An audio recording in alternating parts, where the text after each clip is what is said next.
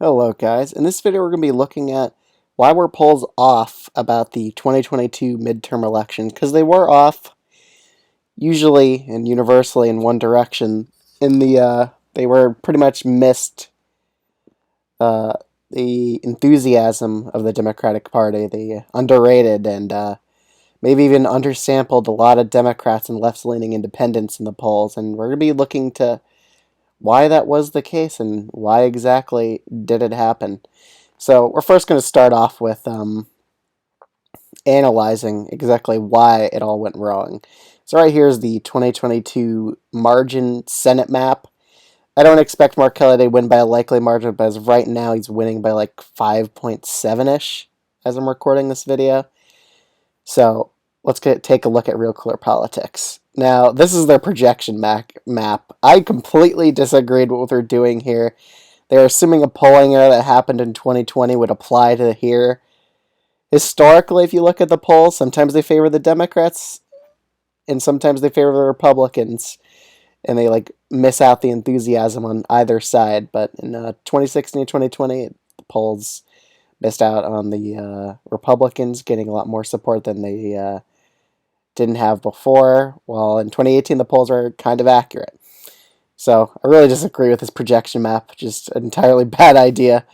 But let's take an example like Pennsylvania, which I think is an amazing example. So you look here.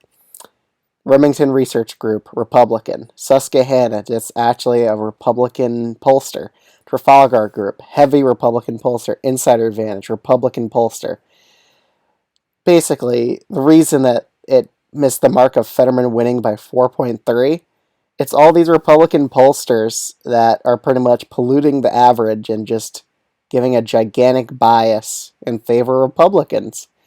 I really think that them all releasing on like the same combined day really did shift the average quite a bit. Let's take a look at the Pennsylvania Senate race on Wikipedia, which it has pretty much all the polls on here, which honestly I think Wikipedia is just better at looking at polls than Real Clear Politics, because Real Clear Politics does exclude certain pollsters, which I kind of disagree with. I think you should look at every single poll. I think every poll has its own merits, and you got to look at the crosstabs of it. Now, the independent pollsters, Marist kind of has a Democratic bias, but it's not super biased like Trafalgar or something like that.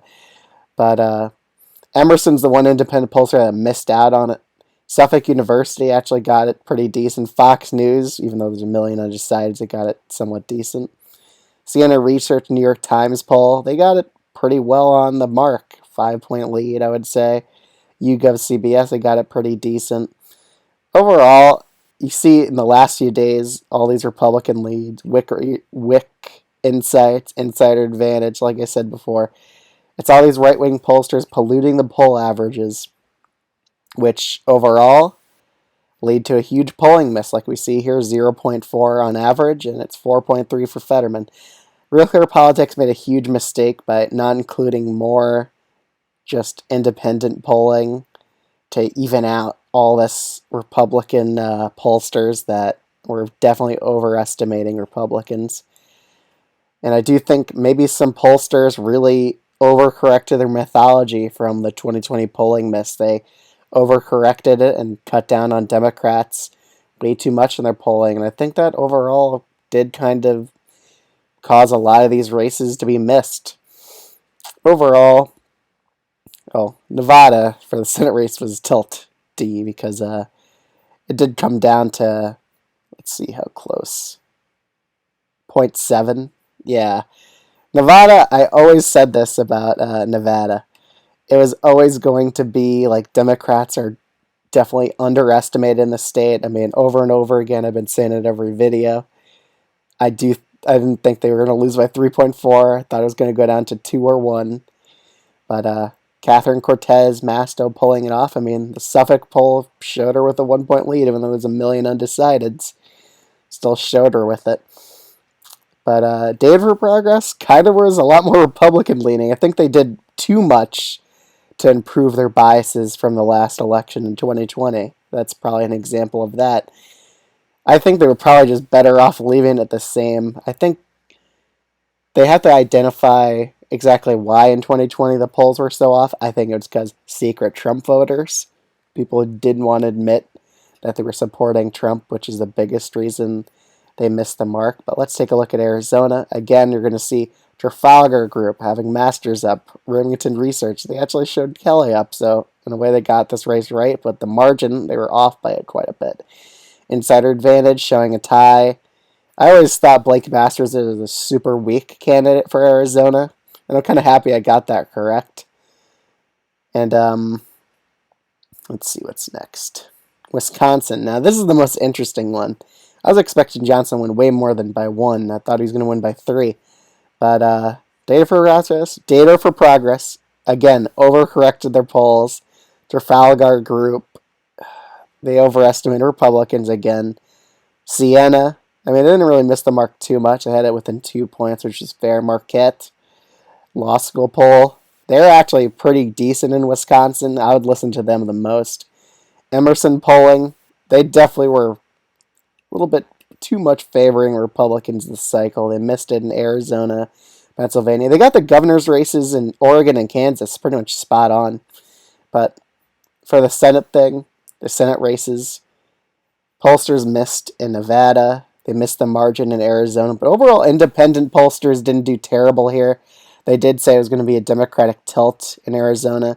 No overall independent pollsters in Pennsylvania said it was going to be a Democratic tilt. Advantage Fetterman, some had him over 1%, which is about a lean margin. How well did they do in Georgia? I'm pretty sure it was a dead heat the whole way through. Insider Advantage kind of missed the mark. That showed Walker having a lead here. Trafalgar Group, I never trusted them in Georgia. They missed the Georgia Senate races so badly in 2020 and 2021 that I just kind of disregard them when it comes to polling in Georgia. Data for progress, again, probably overcorrected their polls a little bit too much in their methodology. East Carolina University, they are actually a very good pollster for Georgia. They got us pretty much a tie. I thought it was pretty obvious he was going to go to a runoff most of the time. I did predict it would. North Carolina, let's take a look at. Yeah, they really overestimated Bud here. East Carolina University even did the same thing. But again, look, Republican pollster, data for progress, overcorrected yet again, because they're trying to be more accurate.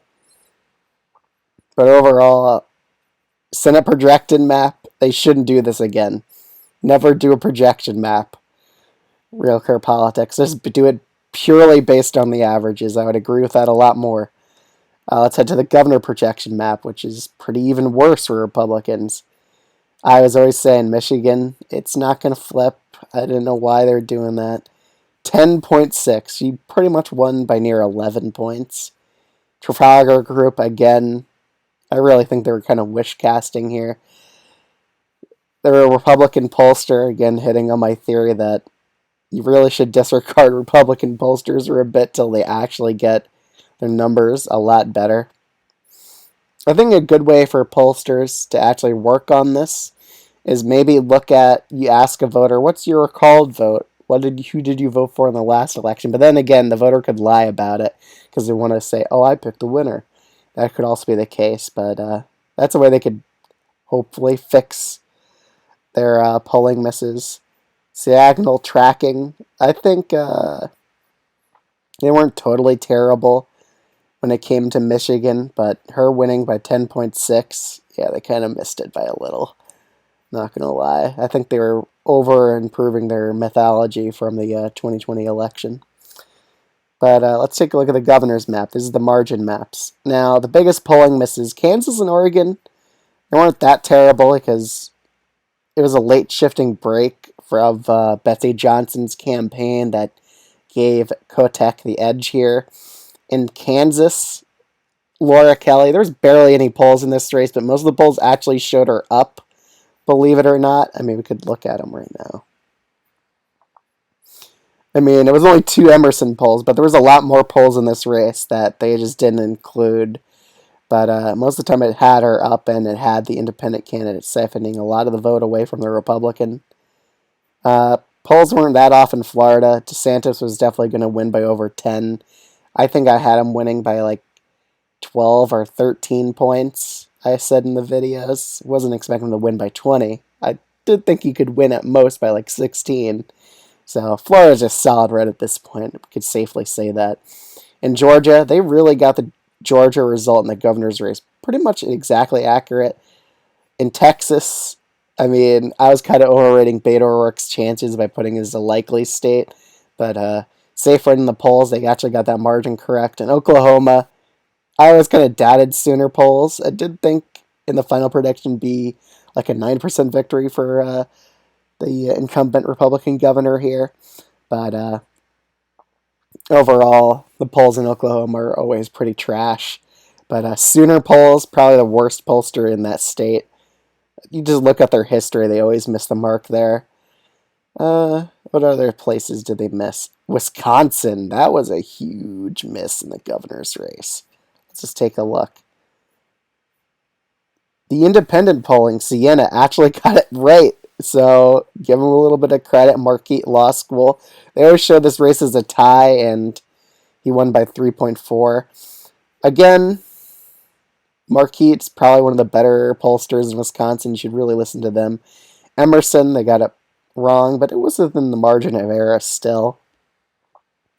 But I think a lot of these pollsters mistake like Data for Progress and Emerson. They overcorrected their methodology, and that's why they missed the mark.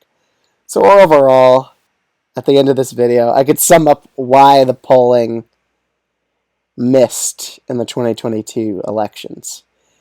They missed mainly because Republican pollsters were polluting the average with their polls that were wildly off and overestimating Republicans and including pretty much an oversampling Republicans in their polls.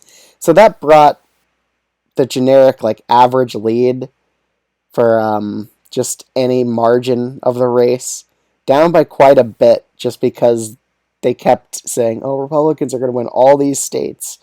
They kept overhyping them basically. And the independent polling, some got it pretty right. And some, I think, overcorrected their polling methodology way too much after the 2020 election. And now I think they need to fix it a little bit. So that's how I could sum it up. That's pretty much why polling missed in the 2022 midterm elections. Let me know what you think of this video in the comments below. Like, comment, and subscribe, and I'll see you guys in the next video.